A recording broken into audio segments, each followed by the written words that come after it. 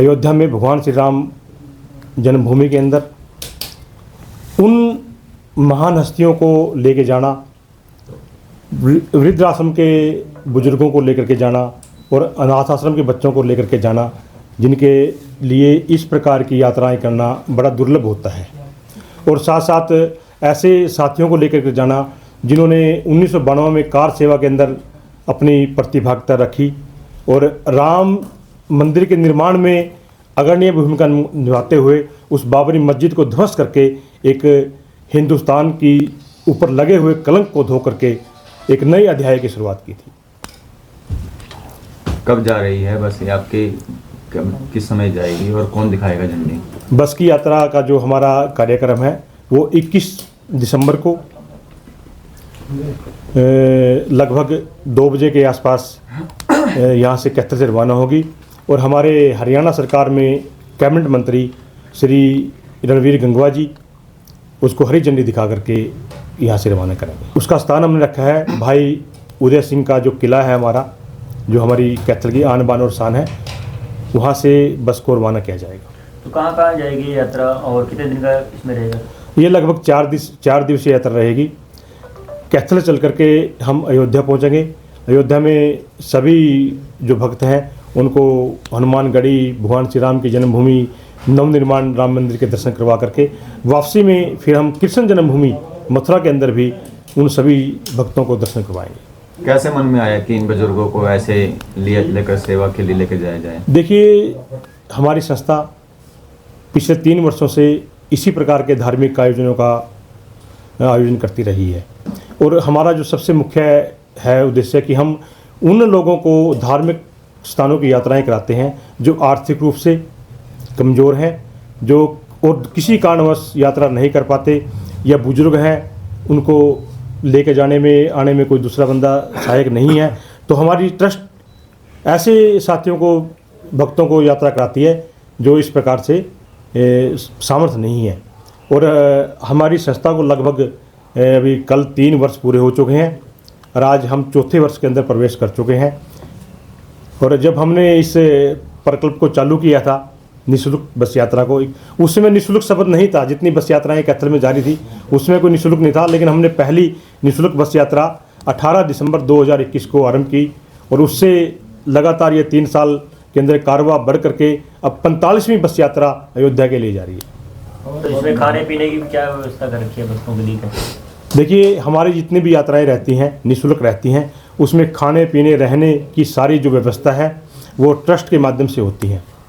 इस बस के अंदर भी सभी प्रकार का खाना और रहना और जो बस की यात्रा है वो भी सब निःशुल्क है। उसमें किसी भी यात्री से कोई भी 1 रुपया 1 पैसा भी नहीं लिया जाता। कितने यात्री इसमें बस में यात्रा कर रहे हैं? क्या और भी सीटें हैं अगर कोई आना चाहे तो?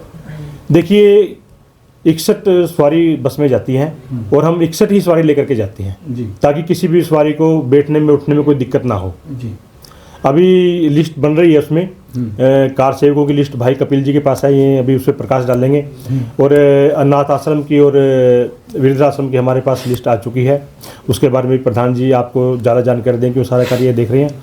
6 दिसंबर 1992 का वो ऐतिहासिक दिन है जिसके ऊपर पूरा हिंदू समाज गर्व करता है। अयोध्या के अंदर हजारों ही नहीं, सैकड़ों ही नहीं, लाखों ही नहीं, करोड़ों की संख्या में राम भक्तों ने अयोध्या पहुंचकर वहां पर उस दिन बाबरी मस्जिद को ढहाया था। और हमारे जो हमारे पूजनीय भगवान श्री राम जी हैं, उनके जो मंदिर का जो उनकी जन्मभूमि है वहाँ पर मंदिर बनाने का एक रास्ता शुरू हुआ था। उस रास्ता का वो उन्होंने शुरू किया। उसके बाद हमारे आदरणीय प्रधानमंत्री नरेंद्र मोदी जी ने 5 अगस्त 2020 को एक ट्रस्ट का निर्माण किया जिसके माध्यम से राम मंदिर की स्थापना हुई। 22 जनवरी 2024 को भगवान श्री राम मंदिर जी की उद्घाटन हुआ और उसके अंदर हमारे रामलला विराजमान हुए।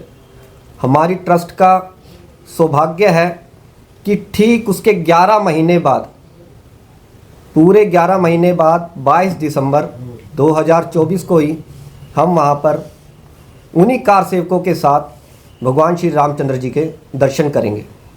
हमारे कैथल से उस समय जो कार सेवक थे जिन्होंने इस आंदोलन के अंदर भाग लिया था वो लगभग 170 के आसपास की सूची है। हमने लगभग सभी से संपर्क करने की कोशिश की। उनमें से कुछ बुजुर्ग हो गए हैं, चलने फिरने में असमर्थ हैं और कुछ कैथल से बाहर जा चुके हैं। तो उसके अकॉर्डिंग जो हमने सभी से संपर्क किया है और हमारे पास कुछ एक सूची बन भी गई है, वो सूची कल शाम तक हमारे पास फाइनल हो जाएगी, जो हमारे साथ कार सेवक जाएंगे। देखिए, दुनिया में सुंदर दो ही नाम, एक जय श्री श्याम, एक जय श्री राम। सर्वप्रथम तो आप सभी को जय श्री श्याम, जय श्री राम। जैसा कि हमारी संस्था के सदस्यों ने आपको विस्तार से बताया है, ठीक इसी प्रकार ट्रस्ट लगातार 3 वर्षों से काम कर रहा है।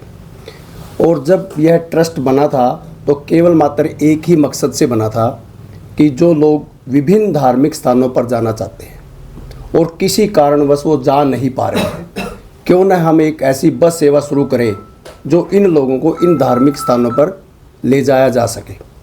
उसी बात को मद्देनज़र रखते हुए हम लोगों ने यह बस चलाई जो 100% निःशुल्क है, जिसके अंदर आना जाना, खाना पीना, रहना सब ट्रस्ट के माध्यम से किया जाता है। और यह बस बाबा जी के आशीर्वाद से, आप लोगों की शुभकामनाओं से और जनता के सहयोग से चल रही है और भविष्य में भी हमें पूरा यकीन, विश्वास और भरोसा है ठीक इसी प्रकार चलती रहेगी।